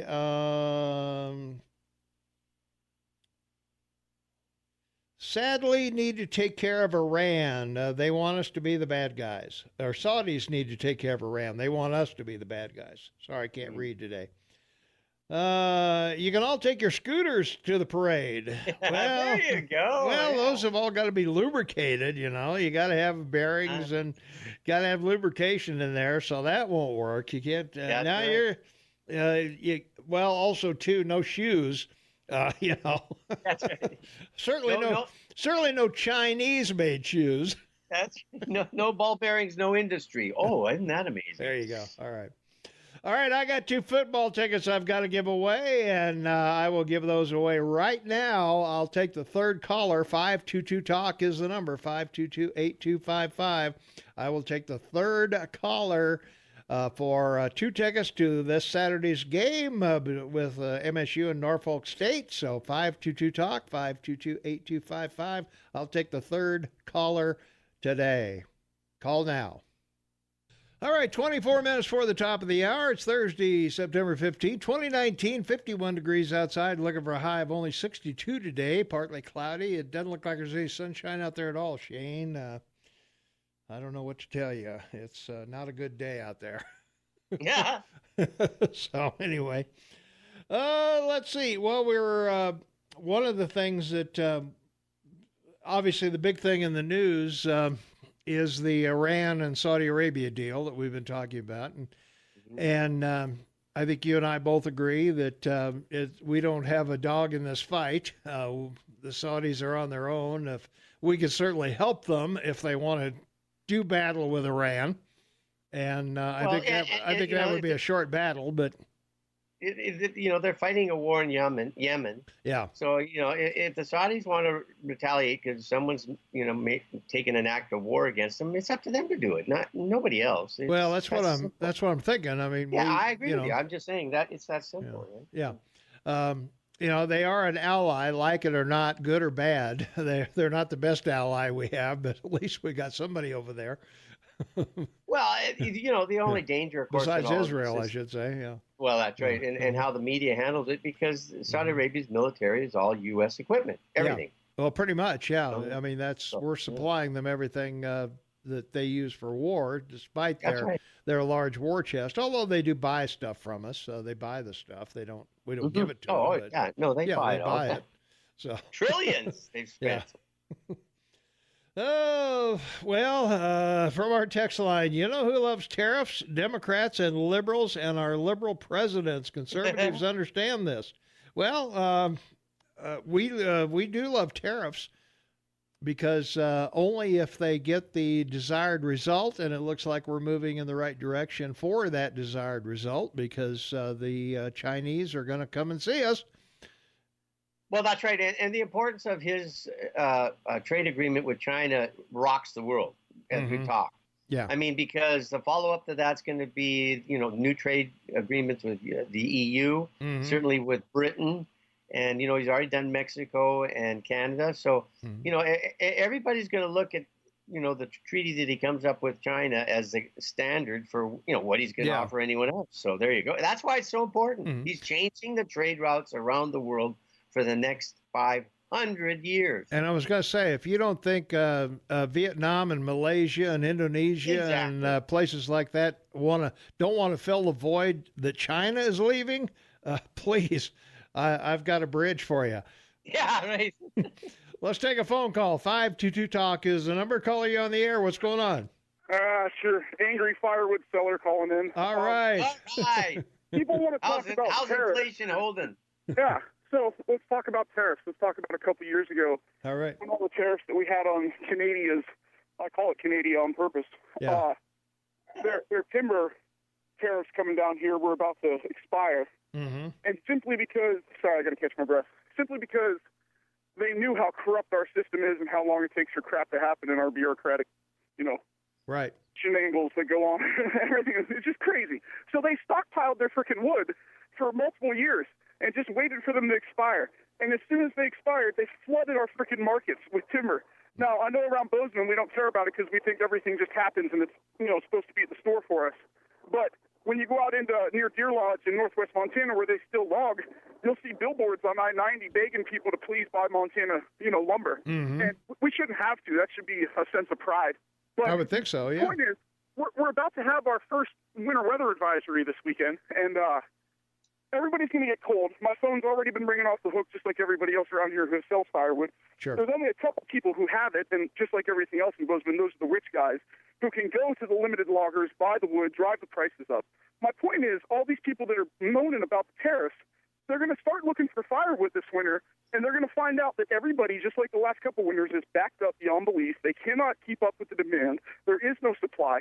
There's no logging going on within 150 miles of Bozeman. So I just want to say good luck and keep whining and keep digging your own ditches because I'll be standing on top of them peeing later. All right? All right. Thanks for the call. Good job. No firewood. Yeah. All right. Good for him. Let's take a quick break. We'll be right back right after this.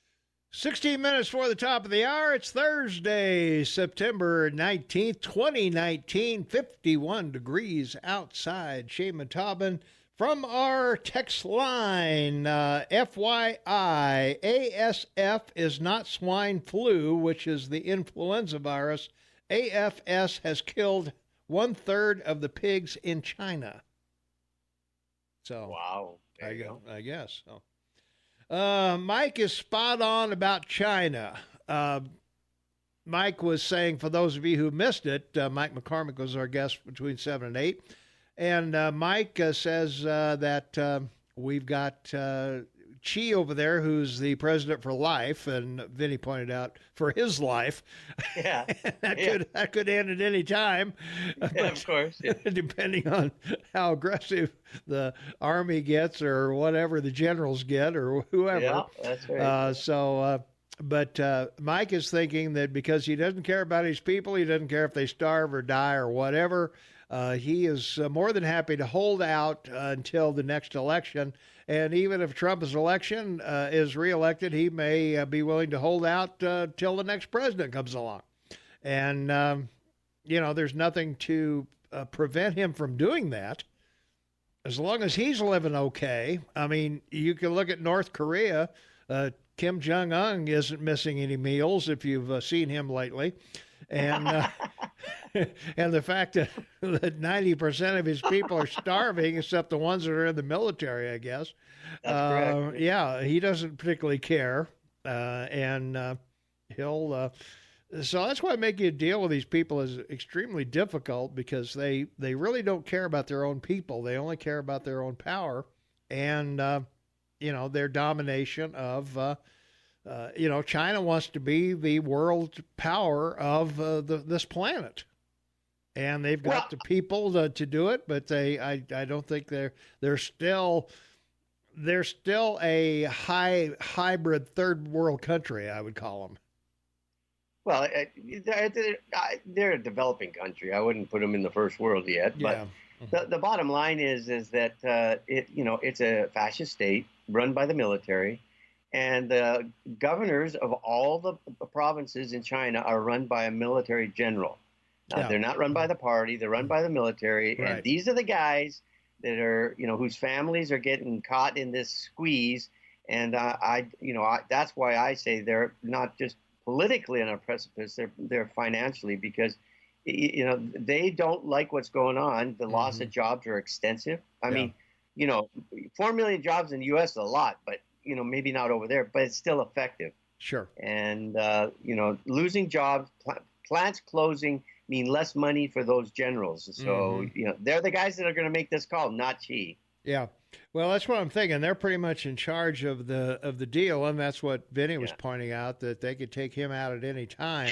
Yeah. He has to keep them on his good side.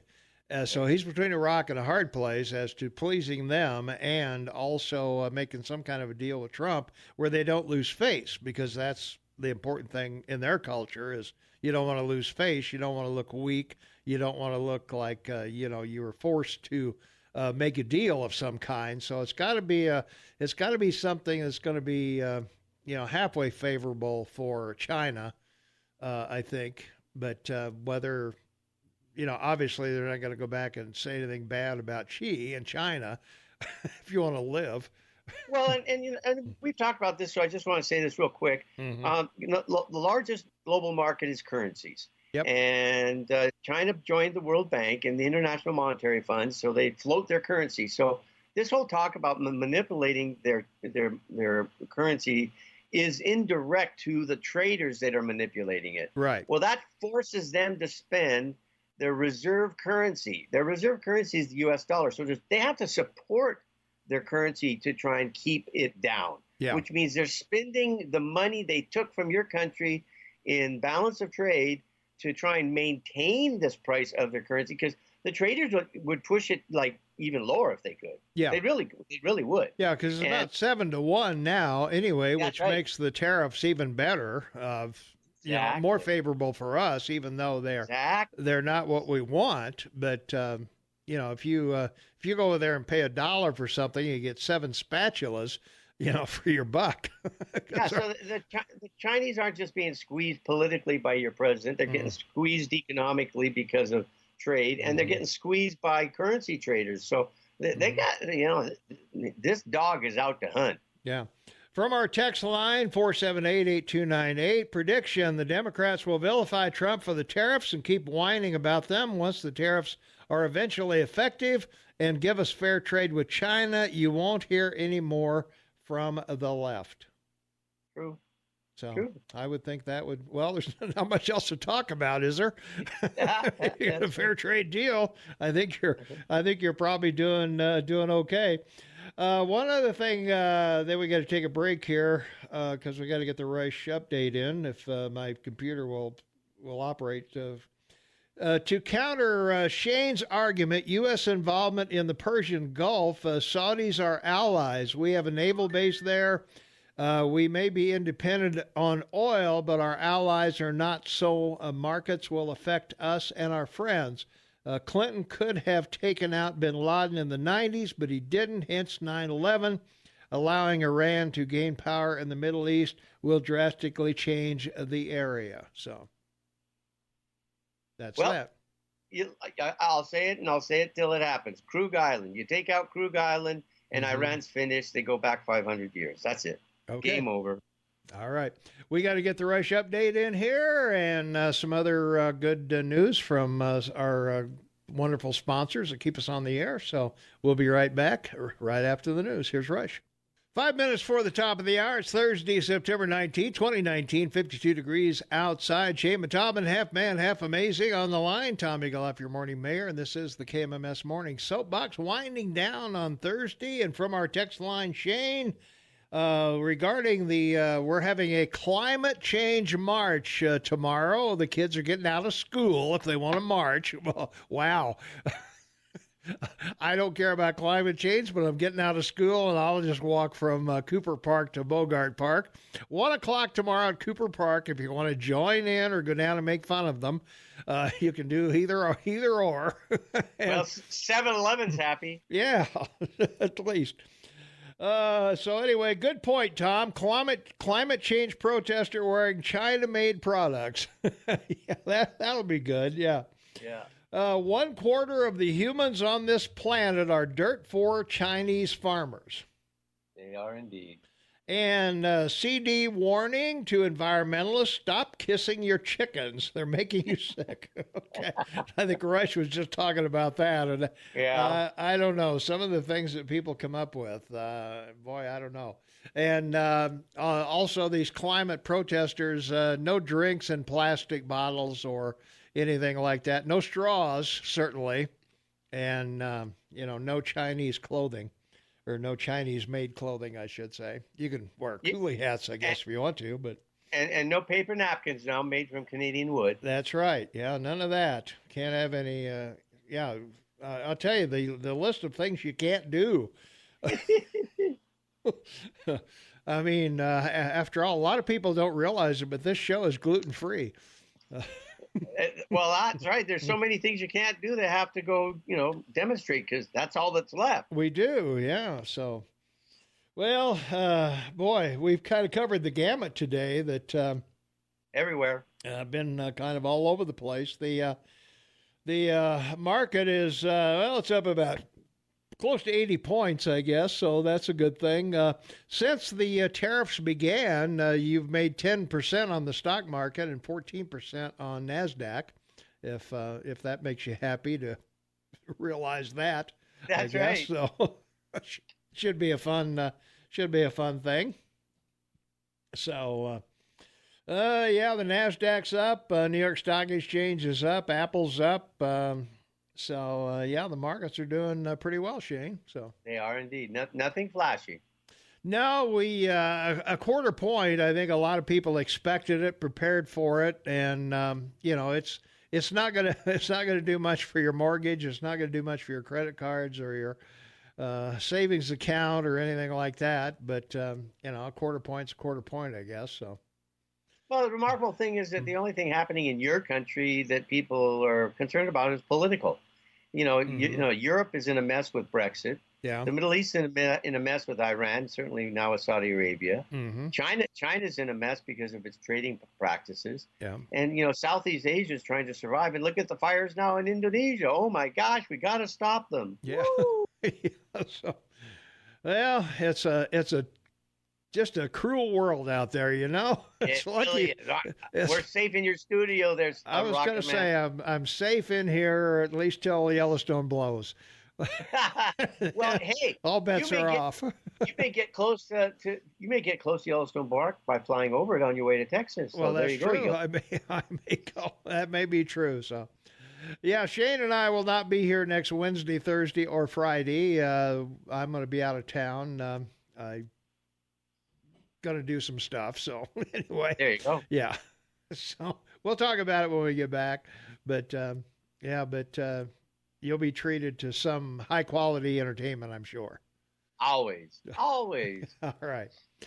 That will do it. Thursday, September 19th, 2019. Say goodbye, Shane. Bye, Mayor. Finally, Friday tomorrow. Everyone be happy, be safe, and God bless. All right. We got to go. And thanks, everybody, for the texts and all the calls and messages and everything. We appreciate you supporting the show. We're well over 1,500 downloads now of our shows. We really appreciate that from you folks out there supporting us while we're temporarily here, I guess. So, hey, we'll be temporarily here tomorrow. So tune in. We'll be back tomorrow morning, bright and early, 6 a.m. See you then.